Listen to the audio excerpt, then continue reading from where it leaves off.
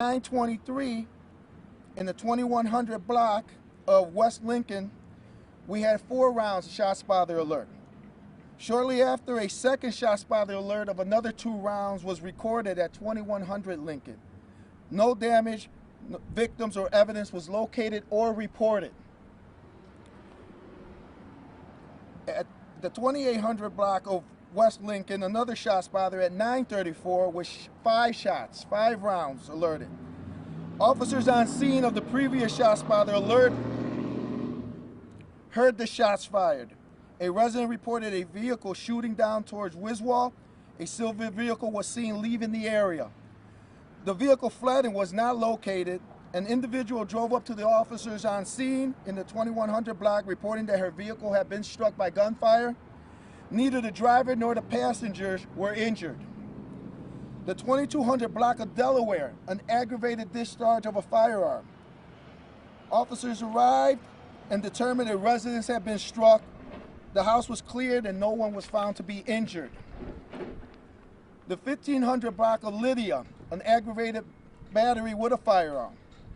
We had a shot spotter alert of 3 rounds at 1414 South Livingston, and a second shot spotter alert of 8 rounds was then reported in the 1500 block of Lydia. Officers located a gunshot victim at 1500 block of Lydia.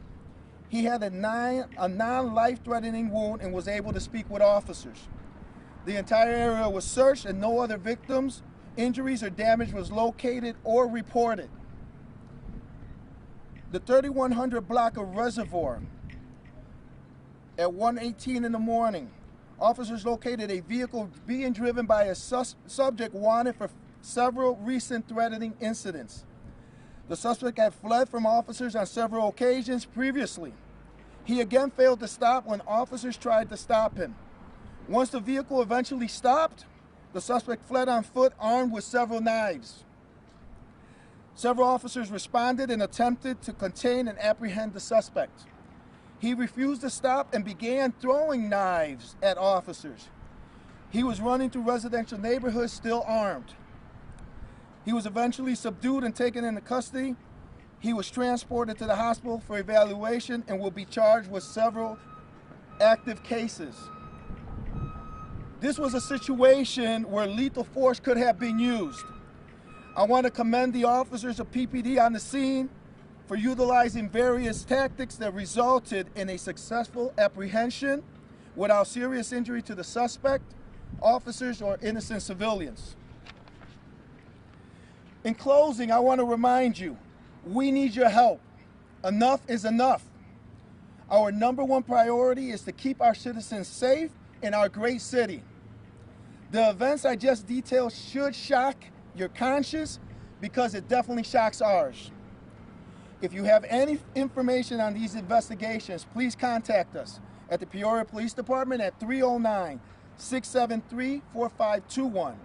Crime Stoppers at 309-673-9000, or you can direct message us on our Police Department Facebook page. I want to pass the microphone on now to our Honorable Mayor.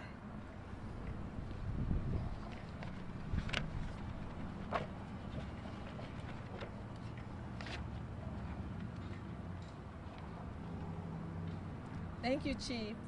First, I want to echo the Chief's comments. I echo his comments of calling for nonviolence, for calling for the community's help. Peoria, we are at a breaking point in our community, a point where our situation around violence has become critical. We have exceeded the threshold, the level of violence that we will tolerate. I want you to know that this level of violence in our community will stop. And we will use all resources that are at our disposal to make sure that it stops. I am asking the public's anonymous cooperation in helping to solve these most recent crimes. If you know something and don't report it anonymously, then you too are part of the problem. Parents, please help your children, whether they are school age or whether they are adults, to resolve their conflicts and manage their anger in non-violent ways. There are resources at our schools and there are resources in our community that can help you in doing this. The people that are causing violence and taking lives need to be brought to justice and have consequences. Let's bring them to justice for the sake of our community. If you have to be angry about anything, be angry about the death and the senseless violence that has become a part of our solution. So again, we need your help. The police can't do it alone, and we all have a responsibility in the safety of our community. So please, again, we will not tolerate this threshold, this level of violence to continue in our community. And I'll turn it back over to the chief.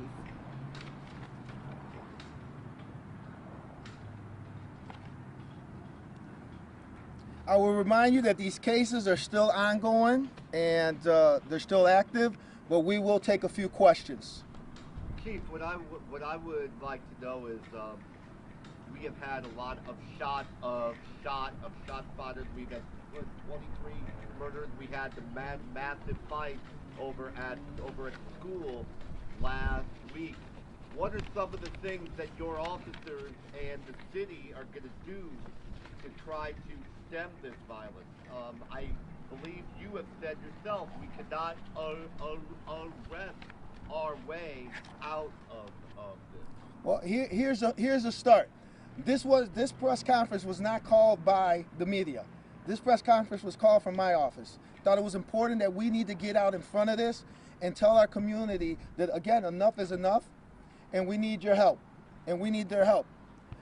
And so we have a great team of officers here, and they diligently work to solve these cases and be out there, but we need the eyes and ears of our community to be part of this and help us with that. So that's what we're reaching out for. We need the community's help. They know where the guns are coming from. People know where this ammunition is coming from, and who's out here wanting to incite violence. We need your help. Share that information with us. But why are they going to do it now when for years the feds have said it, Jody's office have said it, and your predecessors have said it? These people don't want to come forward. They don't want to get involved, and they do not trust you guys. Why are they going? Well, it's a different time now. It's a different time, and what occurred in the past is in the past. I want to be able to move forward as a new chief, as a new city. There's new leadership in place. There's a new mayor, and there's things that we can do now. And we are out in the community. We are outreaching to you to ask for that help. You know, I'm not going to speak on what occurred in the past. We want to move forward. The crime is enough. This violence is enough. And I think the community is tired of it. The community does not want gun violence. The community doesn't want gang banging. The community doesn't want drug dealers and violent crime. The community is tired of it. And we're letting them speak and have a voice to come talk to us and tell us where things are happening. Any other questions? Yeah, in addition to just asking the community members, to step up and work with you guys, is there any programs or anything you're actively doing to try to get guns off the streets? Well, like I said, our special investigative unit is diligently doing a lot of work behind the scenes. There's some things that obviously we don't want to share on how we do some things, but there are some things through the use of technology and other ways where our investigators are out looking. And I will tell you this, we've seized 266 guns year to date. So they're out there getting these guns, but we still need more help. There's still more guns out there that need to come off the street. These officers take this personal here. They're out here working late nights, long hours to make sure that the streets of Peoria are safe for all our children and all our residents here. Could I please speak to the superintendent? Is there any other questions for me? Let me ask that. No? I don't know if the superintendent, this press conference was intended for me to speak out here and talk about what the help is that we need, right? And so I wanted to focus on what the police department is doing and what we're doing to try and keep the streets safe, and to show that there is solidarity here with all our partners. And so if you want to have a conversation, maybe that's something you can have offline. Yeah, you're asking the community to come forward and help the police department.